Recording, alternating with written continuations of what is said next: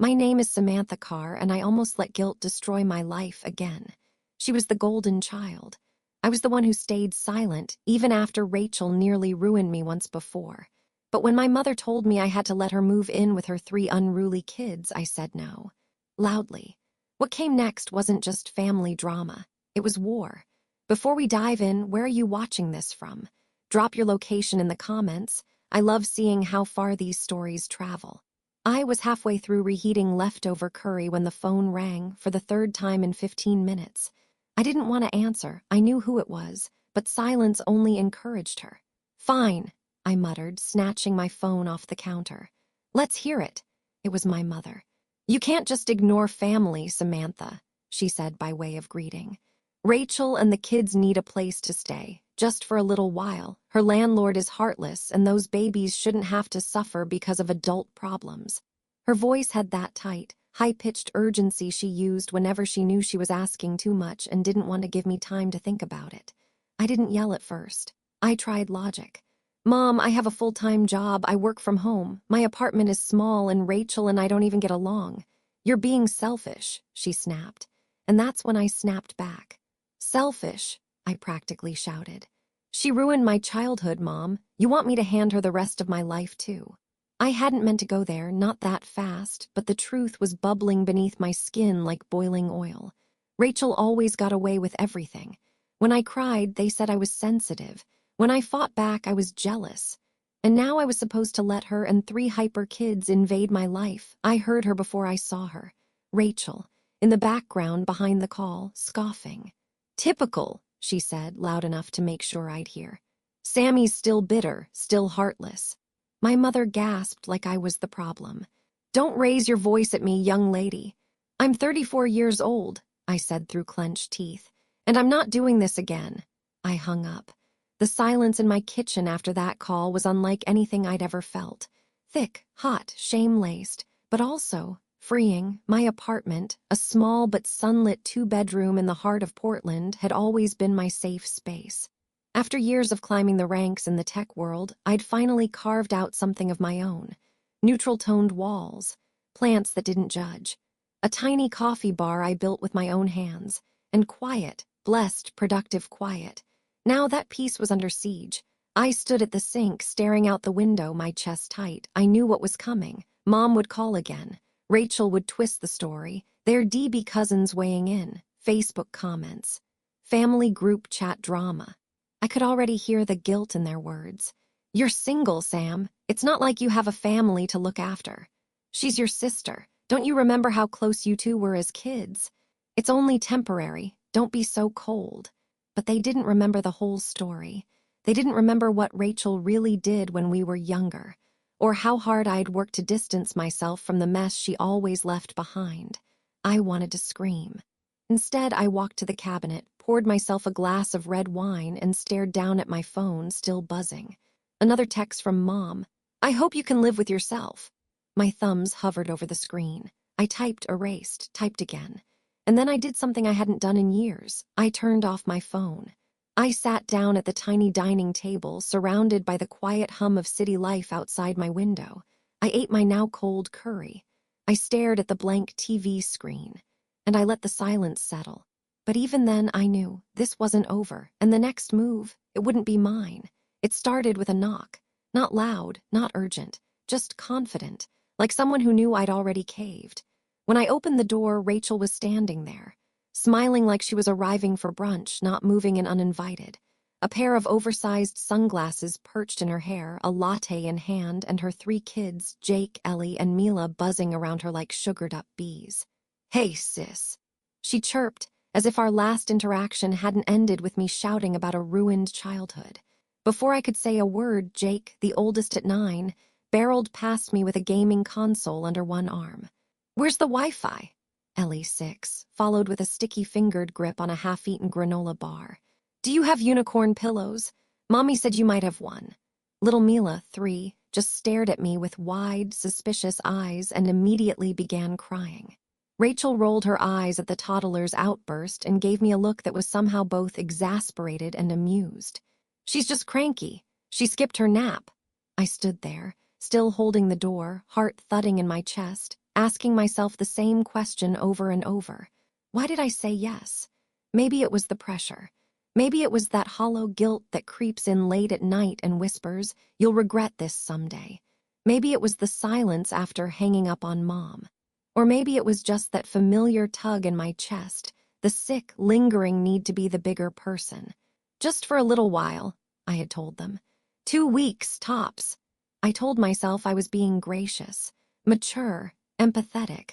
But watching Rachel drop her overnight bag with a grunt and toss her keys onto my kitchen counter like she owned the place, it didn't feel gracious. It felt like I'd opened the door to a slow-moving disaster. "I'll keep them out of your hair," Rachel said breezily, grabbing a second latte from a canvas tote. "I've got job interviews lined up. It'll be like we're not even here." I raised an eyebrow as she took a long sip and glanced around my apartment. Her eyes flitted from my pristine bookshelf to the immaculate white rug beneath the coffee table. She let out a low whistle. "You've done well for yourself, Sammy. Way better than I expected." That was Rachel code for, "I didn't think you'd make it without me to ruin things." "Thanks," I said flatly. "I work hard." Must be nice," she replied, peeling the lid off her coffee and slurping loudly. The next few hours passed in a blur of noise and chaos. Jake took over the living room. Ellie opened every cabinet like it was a scavenger hunt. Mila finally stopped crying, only to immediately color on the wall with a marker she claimed Rachel let her keep for emergencies. And Rachel. She unpacked exactly one bag, dumped her makeup into my bathroom drawer, and crashed on the guest bed with her shoes on. "I'll clean up later," she mumbled through a yawn. "Can you watch them for just 20 minutes while I nap? You're so good with kids." 20 minutes turned into 2 hours. I sat on the edge of my now juice-stained sofa, holding a sleeping Mila in one arm, while Jake's game blared gunfire into the room and Ellie tried to feed my snake plant a cracker. This wasn't what I'd agreed to. This wasn't civilized. This was the first warning shot. By sunset, the apartment no longer felt like mine. My carefully folded throws were crumpled on the floor. There were sticky fingerprints on my laptop screen. The kitchen smelled like something between chicken nuggets and defeat. Rachel finally reemerged, stretching like she'd just awakened from a spa treatment. "You're a lifesaver," she sighed. "You really are." I stared at her. "I need quiet in the evenings. I work early. The kids need to be." "Oh, relax," she said, waving a hand. "They're exhausted. They'll be out cold." They weren't. At 9:42 p.m., Ellie screamed because Mila breathed too close to her. At 10:17 p.m., Jake came into my room to ask for the Wi-Fi password again. By 11:03, Rachel was on the phone in the kitchen, laughing loud enough to wake the neighbors. I lay in bed, eyes wide open, fists clenched under the covers. This was day one. I tried to hold onto my routine like a lifeline. Each morning, I made my coffee at 6:45, just like always. I turned on my desk lamp at 7, opened my laptop, and logged into work. My desk, tucked in the corner of the living room next to the window, used to be my haven. A space where I could think clearly, write clean code, and deliver results without distraction. But that space was no longer mine. Not really. "Sam, can you keep an eye on Mila while I run out real quick?" Rachel called from the front door one morning, slipping into a pair of wedge sandals and reapplying her lip gloss. "Rachel, I'm working. It's just a quick job interview. 15 minutes. 20 tops." Her smile didn't reach her eyes, and before I could argue further, the door clicked shut behind her. It was 8:12 a.m. She didn't come back until noon. I'd missed a team call, had my noise-canceling headphones yanked off by a juice-covered toddler, and discovered a bright green streak of marker across my Q key. I don't even know where she found the marker. I'd hidden them all. The phrase, "no trouble at all," echoed in my head like a bad joke. I kept trying to tell myself it was just temporary. But the apartment, the one I'd spent years making calm and functional, was now a disaster zone.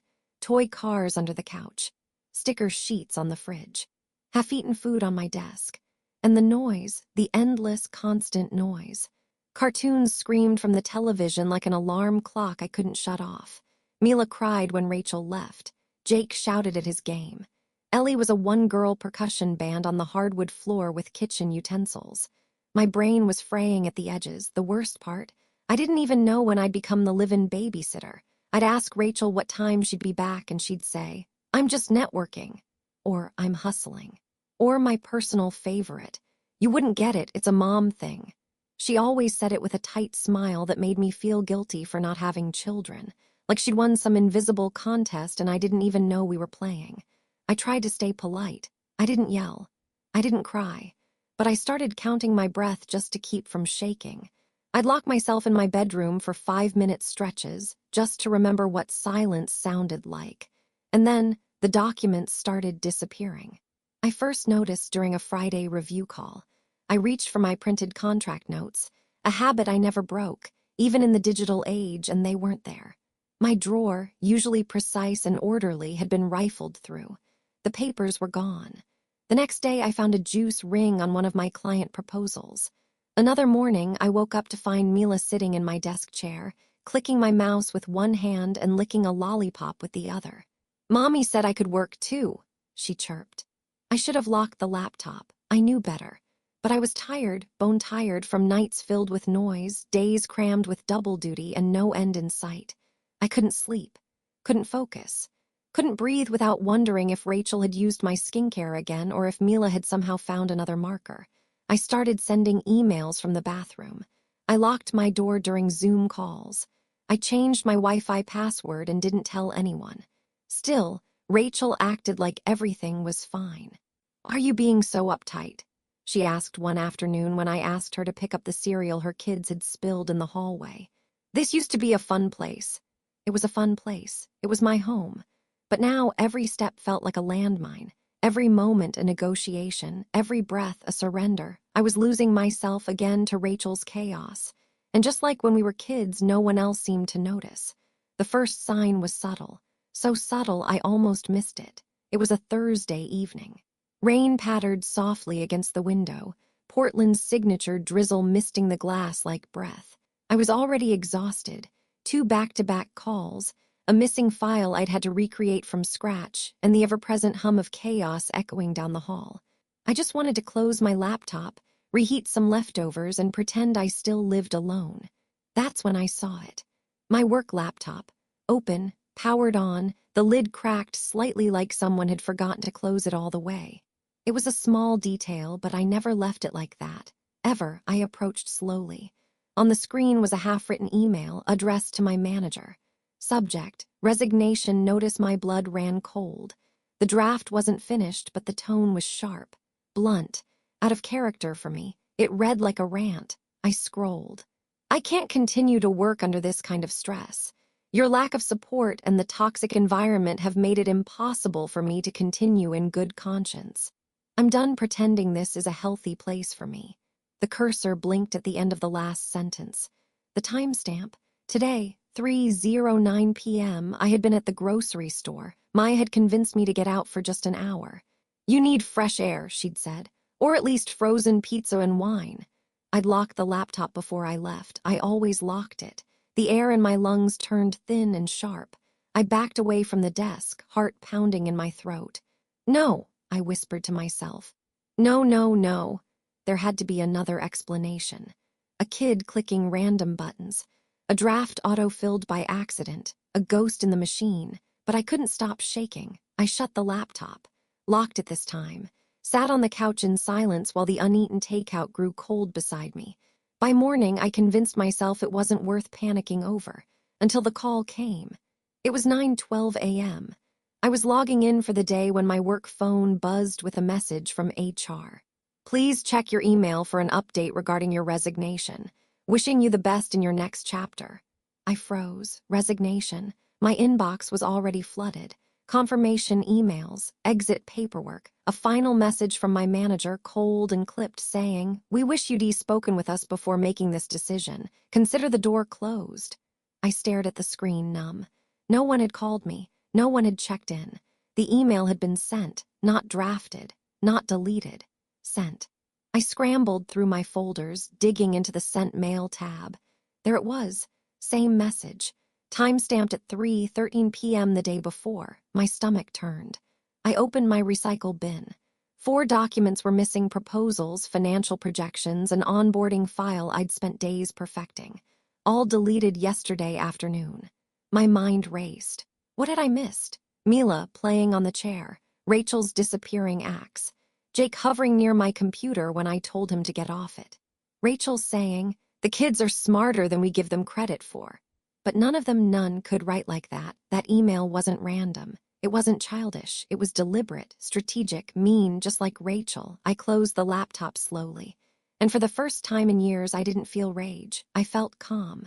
Cold, clear calm. Like the moment before a thunderstorm when everything in the world holds its breath. Someone had sent that email to destroy me. And I was going to find out who. I didn't cry. I thought I might. Thought I'd fall apart the moment I saw the email again. The one that ended my job, the one I didn't write. But I didn't. Instead, I did what I always do when things go off the rails. I called Maya. "You're not going to believe this," I said, my voice low and steady, the way it gets when I'm trying not to scream. 10 minutes later, she was knocking on my door, still in her hoodie and leggings, face scrubbed bare. Maya didn't wait for an invitation. She walked in like she always did, like she knew I needed someone to fill the space before my thoughts swallowed me whole. I showed her the email, the HR notice, the auto-termination. She read every word in silence, and when she finished, she looked up at me with something between fury and disbelief. "Samantha," she said slowly, "this wasn't an accident." I nodded. "I didn't write that. I didn't send that." "Do you think?" She trailed off, but we both knew who she meant. I didn't answer right away. Instead, I pulled my laptop onto the table. Maya sat beside me while I opened my email folders again. The Sent tab confirmed the resignation had gone out at 3:13 p.m., the same time Rachel claimed to be taking Mila to the library's puppet show. I opened my recycle bin. "Here," I said, pointing to the timestamps. All of this was deleted that afternoon. Proposals, files I hadn't backed up yet, like someone wanted it to look like I gave up. Like I burned everything down and walked away. Maya leaned forward, her jaw tight. "Let's check the device logins." I blinked at her. "What?" she shrugged.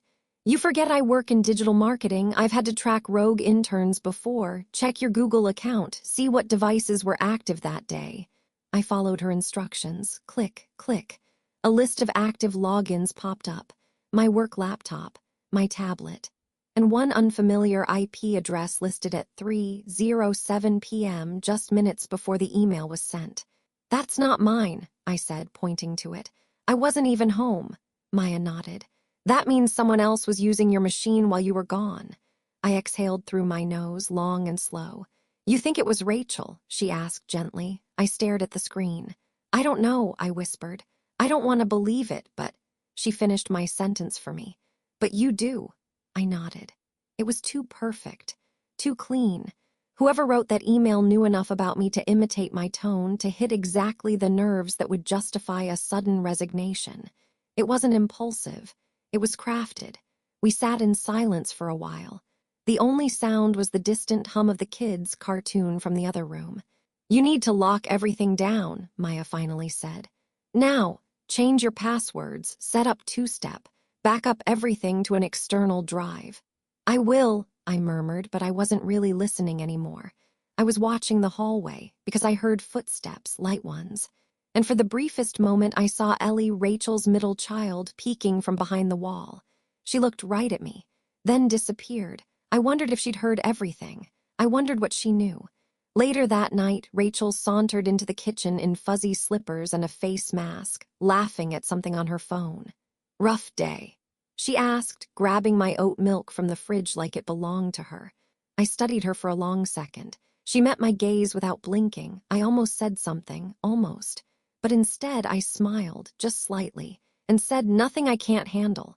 Because I'd made up my mind. I wasn't going to accuse her. I was going to catch her. The next morning, I bought a webcam disguised as a bookend. It arrived by noon. 2-day shipping never felt more like survival. I didn't tell Maya. I didn't tell anyone. I needed this to be clean. No whispers, no suspicion, just footage, timestamps, and the truth delivered without warning like a verdict. It looked like any other bookend. Matte black, unremarkable. But tucked inside the fake spine was a small camera lens, wide-angle, motion-triggered with cloud sync backup. It fit neatly between designing UX and the art of systems thinking on my desk. Rachel never noticed. The irony. Dee once accused me of being paranoid. But in that moment, as I angled the bookend just slightly toward my laptop, I felt less like a sister and more like a spy on enemy ground. The trap was set. Now I waited. I locked my laptop each night, logged out, cleared browser histories, passwords changed, double encrypted. I even started hiding the wireless mouse and charger in my laundry hamper, one of the few places none of the kids dared venture. Every morning I reviewed the footage. Nothing the first day. Just Mila climbing onto the chair to eat a cracker near my desk. Jake passing through to grab his tablet. Ellie humming something tuneless while pretending to take a business call using my dead Apple Watch. The second day, I caught Rachel standing over my desk. She didn't sit, didn't touch anything. But she stood there for almost 3 full minutes, just staring. Her face was unreadable. Blank. Then she opened my drawer. She rifled through some papers, took one, folded it, slipped it into her hoodie. Gone. My breath hitched. The timestamp was 2:26 p.m. I was on a Zoom call in the bedroom, headphones on, door cracked open just enough to hear the kids if they screamed. She had timed it perfectly. That night I checked the drawer. My contract summary gone. The next day I waited until she left with Mila, supposedly for another interview. Then I checked the recycle bin on my laptop. More files gone. 2 proposals. One marked client, Orland Systems, a $9,000 pitch I'd spent 2 weeks refining. I checked the webcam archive. At 11:43 a.m., Rachel entered the frame. Calm, confident, like she was opening a recipe folder. She typed something, opened files, clicked through my proposal. Then she highlighted, deleted. No hesitation, I paused the footage and just stared. My throat was dry. My hands had stopped shaking. This wasn't the Rachel I remembered. This wasn't careless. This wasn't messy. This was surgical. She knew what she was doing, and she was trying to erase me. That evening, I installed a second camera inside the bedroom, hidden in a fake air freshener on the shelf facing the door. I didn't care if it was legal. I didn't care if it was excessive, because now it wasn't just about proving what happened. It was about protecting what was left of my name, my reputation, my livelihood.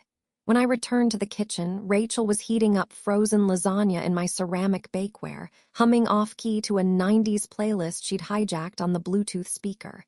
"Kids asleep?" she asked casually. "Out cold," I said, smiling. She gave me a once-over. "You've been awfully chill lately."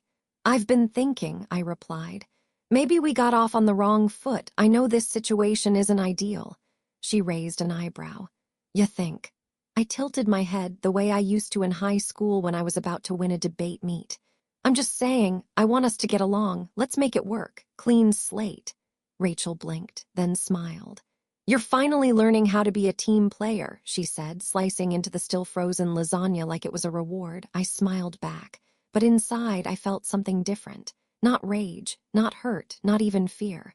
Power. Because for the first time in my life, I wasn't reacting to Rachel. I was watching her, and I had proof. I started smiling more. That was the first clue if Rachel had been paying attention. But she never looked too closely at me, not unless she thought she was winning. So when I began setting out fresh towels for her kids, leaving little notes like "Mila's favorite spoon is in the dishwasher" or "Good luck with your job interview," she assumed I'd softened. She assumed I'd given up. She didn't realize I was circling her. Slowly, strategically. Like a chess game I was finally ready to play. "Any luck this week?" I asked casually over coffee one morning, nodding toward the laptop she hadn't touched in days. Rachel sighed theatrically and flopped into a kitchen chair. This economy, I swear every company wants you to have 10 years experience and be 25. I smiled sympathetically. "You said you had an interview last Thursday, right?" She blinked, then nodded too fast. "Yeah, with that staffing agency. What was it called again?" "Momentum." I watched her sip her coffee and offered her a slice of banana bread I hadn't poisoned, despite the occasional urge. "Right, Momentum," I echoed. "You were gone from 2 to 4 that day?" Rachel squinted. "More like 3 to 5. I tilted my head. "Oh, weird. I thought you said you had to leave at 1:30 so you could park near 4th. Downtown's a nightmare." She froze for half a second, just long enough. "Oh, yeah," she recovered, waving her hand. "Right, I forgot I left early." I nodded. Then I wrote it down in my notebook when she wasn't looking. I was collecting inconsistencies like precious stones. Every contradiction, every lie, every vague timeline, it was all adding up. Even our mother, via text, of course, never in person, seemed to believe Rachel's version of things. Be patient with her, Sam. She's doing her best. Not everyone has your stability. Translation: don't make waves. Don't hold anyone accountable. Just keep swallowing it. But I'd swallowed enough. So I kept feeding Rachel her own story back, just twisted slightly, watching to see if she'd notice. She never did, because she believed deep down I'd always forgive her. Even when I was drowning. Even when she'd sent my resignation herself. I hadn't confronted her yet. I wasn't ready. I needed one more thing. Proof of intention. Deleting files was bad, but destroying them while pretending to look for jobs, that was sabotage. That was malicious. That was exactly who Rachel had always been when no one was watching. I started leaving my laptop open with decoy folders. Client drafts, do not touch. New contracts, final versions. Job applications active, each one empty. Each one a trap. And then I waited. Day by day, I checked the webcam footage. Hours of nothing. Just the kids roughhousing, Ellie singing to herself, Mila drawing on my wall again in crayon this time. But then on Tuesday afternoon, too, 11 p.m., there she was. Rachel. Alone, she approached my desk, eyes darting toward the hallway. She clicked open new contracts, final versions. Paused, deleted it, paused again.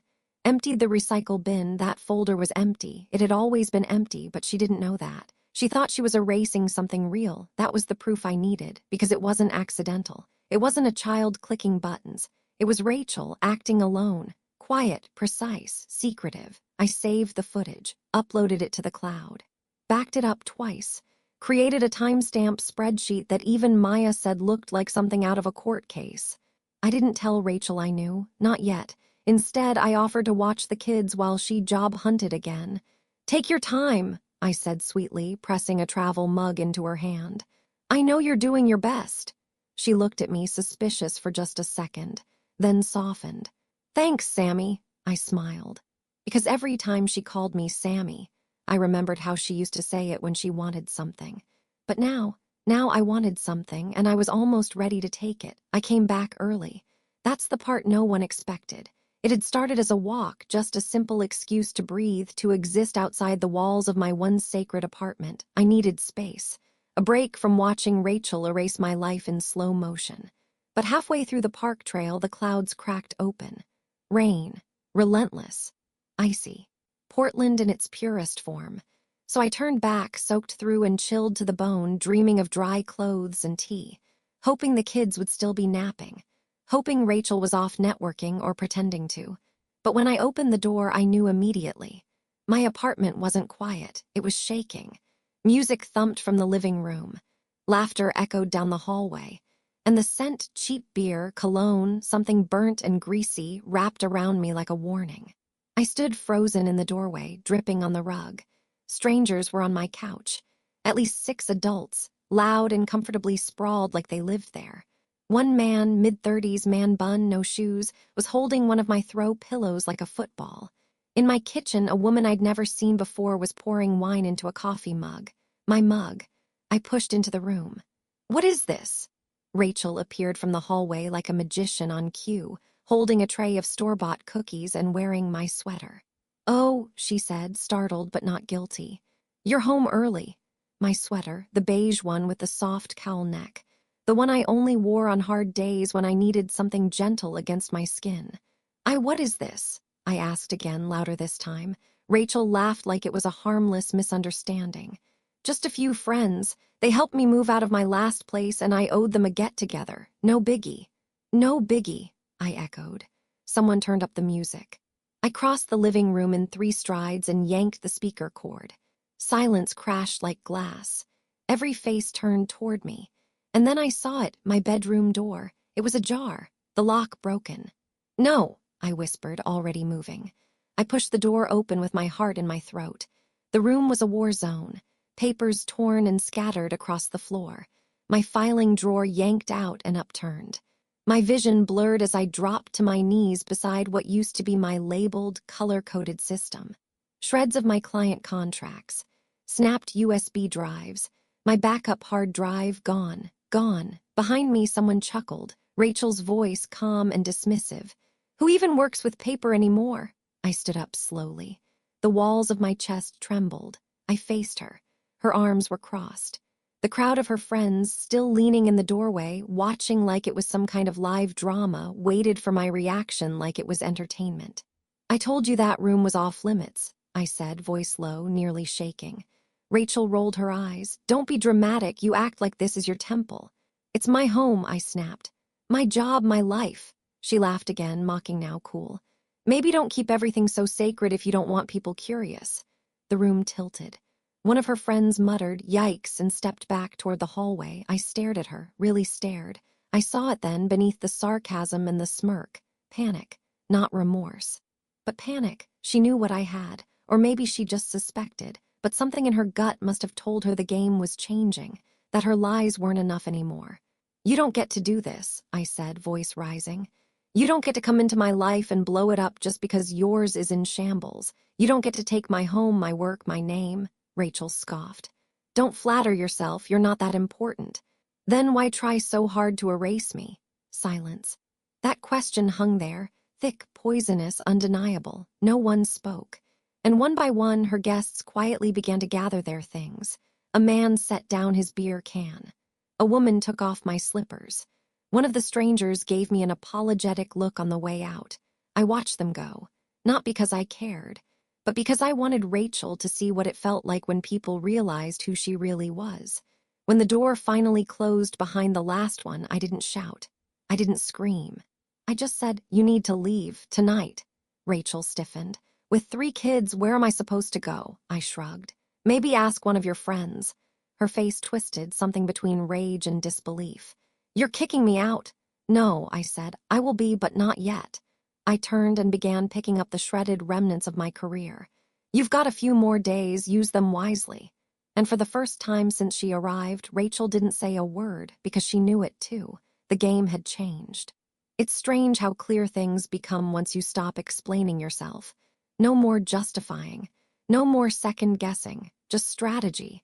The morning after the party, I didn't make coffee. I didn't bother tidying up. I didn't even look at Rachel as she slunk past me, holding her phone like it was a shield. Instead, I took the folder, neatly labeled, evidence inside, and went to Maya's. Her boyfriend, Ethan, was already waiting. He wasn't what I expected. Less stiff-collared legal eagle, more casual charm in a faded hoodie and wire-rimmed glasses. But the moment he flipped open the folder and saw the screenshots, his posture shifted. This, he said, tapping the time-stamped footage, is gold. Maya smirked. Told you she wasn't exaggerating. Ethan nodded, suddenly all business. You've got unauthorized access, deletion of work property, possible impersonation via email. If we frame this correctly, we can argue malicious interference and digital fraud. I blinked. That's a lot. You deserve a lot, Maya said quietly. And we're not stopping at oops, family drama. We're calling it what it is. We worked for hours. Ethan walked me through drafting a formal legal notice. Nothing aggressive, just firm, clear, designed to be handed to Rachel at the right time, ideally when she couldn't twist her way out of it. Then came the appeal. I had thought my chances with my old job were dead, burned to ashes with those shredded contracts. But Ethan disagreed. You don't grovel, he said, adjusting his glasses. You present facts, professionally, emotionally grounded but not desperate. He helped me structure the email to HR. Clear subject line, bullet-pointed summary of what occurred, attached evidence, and a short video clip. No audio showing Rachel accessing my laptop while I was away. We even included a line I hadn't thought to add. I take full responsibility for any lack of protective measures on my personal equipment and have implemented new protocols. I'm not asking for sympathy, just clarity and the chance to correct a lie told in my name. We stared at the screen together before hitting send. My hand hovered. Ethan looked at me. Still sure you want to do this? I nodded. More than I've wanted anything in years. Click, sent. We exhaled. That night I went home with a quiet fire in my chest. Rachel was sitting on the couch watching reality TV. The kids were finally asleep. The apartment still smelled faintly of wine and shame. She glanced at me as I entered. "You're home late," she said. I didn't answer. She waited a beat, then added, "If this is about yesterday." "I'm not talking about it," I said calmly. "And I'd appreciate if you didn't either." Her eyes narrowed. "Why are you being so cold, Samantha?" I smiled softly. "Because I've been warm long enough, and look where that got me." She huffed. "You think you're so much better than me." "No," I replied, "but I'm done letting you make me feel worse." I walked into my room and closed the door behind me, then I locked it. The next day I put on real clothes for the first time in weeks. Not sweatpants, not leggings, a blazer, slacks, lipstick. And I walked into the HR director's office in person. She looked surprised to see me. "Ms. Carr," she said, setting down her coffee. "We thought—" "I didn't quit," I said firmly. "Someone else did it for me." I handed over a flash drive. Inside, clips, screenshots, spreadsheets. A full summary of the timeline and incidents. I let the silence do the rest. She watched the video, just 30 seconds of Rachel typing away at my laptop, then looked up at me with something new in her expression. Not pity, not judgment, just respect. "We'll review this immediately," she said. And she meant it. I walked out of that building taller than I'd felt in months. Not fixed, not finished, but reclaiming. It had to happen in the living room, not the kitchen, not my bedroom. Not hidden behind a phone call or a polite letter. It had to be seen. So I waited until Saturday. I asked my mother to come over for lunch, told her we needed to talk as a family. She hesitated, her voice stiff over the phone, but curiosity won, as it always did with her. She arrived promptly at noon, holding a lemon pie and wearing that neutral, strained smile she used whenever she suspected one of her daughters was about to cause a scene. Rachel didn't know she was coming. Perfect. I set the table, poured tea, let my mother talk about traffic and flower beds and her church group's potluck. Rachel stayed in her room until the smell of food drew her out. She paused when she saw Mom. "Oh," she said, "this is cozy." "Family time," I said sweetly. Figured it was overdue. Rachel sat slowly. My mother glanced between us like she sensed the frost in the air but didn't know where it was coming from. I let them eat, let them chat. I waited until Rachel reached for a second helping of salad before I stood, went to my desk, and retrieved the folder. It was thick now, chronologically organized, labeled. I set it on the table, quietly, deliberately. "What's that?" Rachel asked, her voice just a little too high. "Evidence," I said. Both of them froze. I opened the folder. "Here's the resignation email," I began. "Sent from my account while I was gone. Timestamps prove I wasn't in the apartment." I turned to our mother. "You told me to be patient with Rachel, that she was doing her best, that I was too harsh." Mom blinked. "Samantha, what is—" I clicked my remote. The TV lit up. Footage played. Rachel at my desk, typing, clear as day. "I installed a surveillance camera after losing critical files." I was accused of abandoning my job, of erasing months of work. I lost my income, my reputation, all while you were telling me to be more supportive. My mother stared, eyes wide. Rachel's face was pale. "You have no right filming me," she spat, voice shaking. "I had every right," I snapped. "You accessed my private devices without consent. You impersonated me to my employer. You deleted proposals and client data. That's not a mistake, Rachel. That's criminal." Mom stood suddenly, backing away from the table. "Wait, Rachel, tell me this isn't true." Rachel scoffed. "You're really going to believe her?" "She's not asking me to believe," Mom whispered. "She's showing me."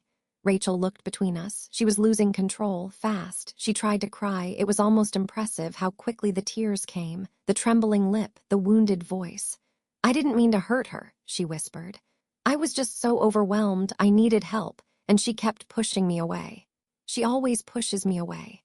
Our mother turned to me, uncertain.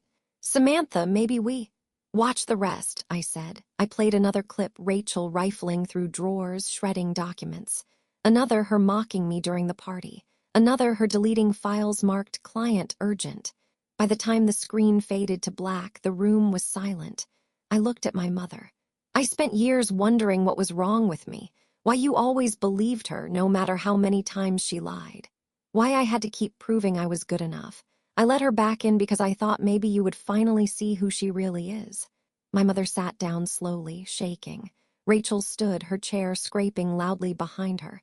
"This is disgusting. You ambushed me. You set me up." "No," I said. You set yourself up the moment you opened that laptop. Rachel turned to our mother, but she didn't speak. Because for once, our mother wasn't rushing to her defense. For once, she was silent. I handed Rachel the legal notice Ethan had helped draft. You'll be receiving a formal cease and desist. Any more contact and I'll press charges. Rachel took the paper with shaking hands. This isn't over, she muttered, but it was because she had nothing left to twist, no lies to spin, no one left to protect her. My mother looked up at me, eyes glassy. I didn't know. I know, I said. That was the problem. Rachel left without another word, and Mom, she stayed. Sat at the table for a long time, pie untouched, hands folded like she was in prayer. We didn't speak much, but I didn't need her to apologize. I just needed her to finally see. And she did. The email came on a Tuesday.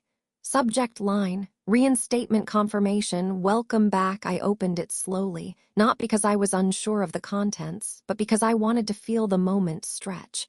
It had been weeks since the confrontation. Since I placed that folder on the table like a judge's gavel. Since I stopped asking for grace and started acting with authority. Now my real name was on the company roster again. No asterisks. No damage control. No demotion. I was back.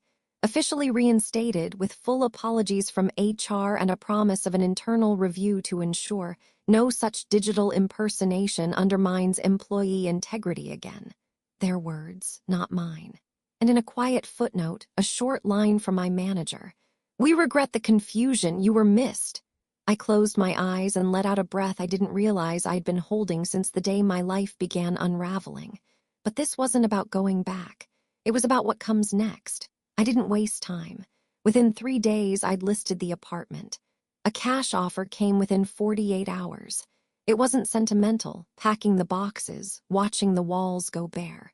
Chip tile in the kitchen that once felt so quirky now just looked tired.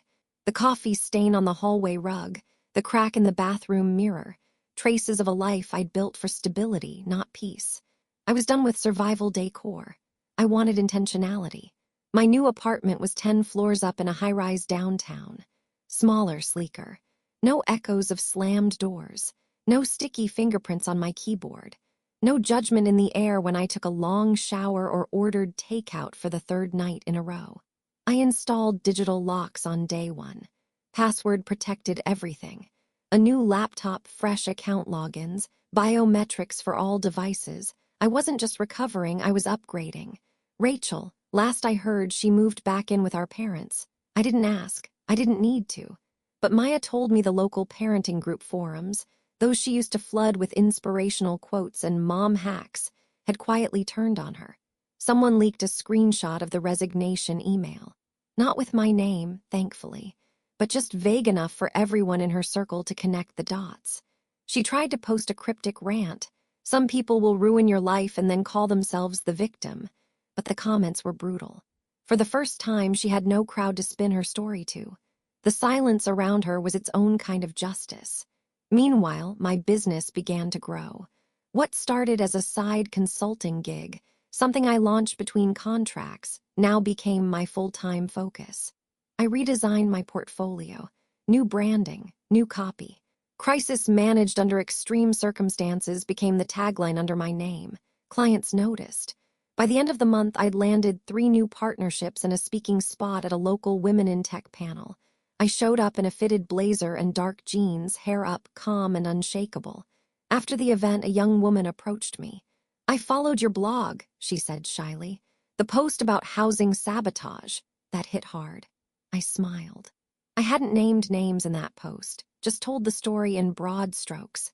A woman takes in family, loses her job, reclaims her life. Lesson, boundaries are not cruelty, they are survival.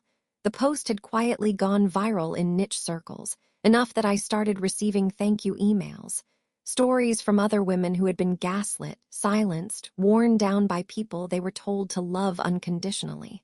I kept every message. They reminded me this wasn't just about me. It was about all of us. It's strange how silence used to feel like loneliness. Now it feels like power. My mornings are different now. No slamming doors, no cereal spills, no tiny fists pounding on the bathroom door while I'm brushing my teeth. Just quiet, the hum of my espresso machine, the soft pad of my slippers on polished hardwood, sunlight cutting in across my white countertops like a clean slate. This new apartment is smaller, but it holds more of me. Every inch was chosen with intention. Every drawer organized to my liking. There's no junk drawer anymore. No, I'll deal with that later pile. Because I've learned, if you leave chaos a corner, it'll take the whole house. I light a candle most mornings. Vanilla and cedar. It's not for guests, it's for me. A reminder that peace can have a scent and I deserve to breathe it. My consulting business is thriving. I've taken on 3 long-term clients, launched a webinar series, and am developing a workshop for women navigating high-pressure, male-dominated workplaces. I've titled it, Boundary Work is Just for Therapy, because no one tells women what it really costs to hold the line, especially not with family, especially not when the sabotage comes smiling. I've stopped checking Rachel's social media. Maya still sends me screenshots occasionally, Rachel ranting into the void, cryptic posts about betrayal and people who pretend to help but only want to control you. But the likes are dwindling. Even her loyal orbit of mommy blog followers seems to have drifted away. Last week, I saw a comment under one of her posts. Sounds like you burned the wrong bridges. No one replied. I don't feel joy at her downfall. That would be too easy. What I feel is distance. A gap wide enough to build a life inside. My mother still calls occasionally. Not as often. She asks polite questions, makes cautious comments. She apologized once, stumbling, awkward but real. I didn't want to believe it, she said, but I saw it, all of it, I'm sorry. I didn't say it's too late. I didn't need to. Sometimes acknowledgement is enough. Sometimes being seen is enough. I don't know if we'll ever be close. I don't know if I want us to be. But I do know this. I don't carry the ache anymore. I don't look at family through a lens of obligation. I look at it like a boundary, a line I draw, not a wall to scale. The people in my life now, they're here because I chose them. Maya brings over wine and gossip. Ethan stops by with legal updates and fresh bagels. A new friend from my parking space and I are planning a weekend retreat for creative women rebuilding after toxic relationships. They don't need to know the whole story. Just enough to recognize the fire I came through. Some nights I still get echoes, memories of shredded contracts. Rachel's laughter in my hallway, my mother's voice saying, "You're being dramatic, Samantha." But they fade quicker now, replaced by the soft ping of a new client inquiry, the clink of wine glasses with people who get it, the warmth of clean sheets and a door that locks. I'm not bitter, I'm better, because I know now peace does arrive. You build it, brick by brick, decision by decision. And sometimes, you light a vanilla candle, brew your coffee, and update your resume with a line that still makes you smile. Crisis managed under extreme circumstances. 1 year later, I barely recognized the woman I used to be. And I mean that in the best way. She was tired, wounded, always bracing for the next jab, whether from her inbox, her sister's mouth, or her mother's silence. She was strong, yes, but always in defense, always surviving. Now I live differently. I wake up each morning not just to silence, but to space. Room to breathe, room to expand. Room I carved for myself by saying no more than yes, by choosing my peace over their chaos, by giving up on being the good daughter, the bigger person, the forgiving sister. I chose me, and the world didn't end. In fact, it got a whole lot brighter. My consulting brand has grown.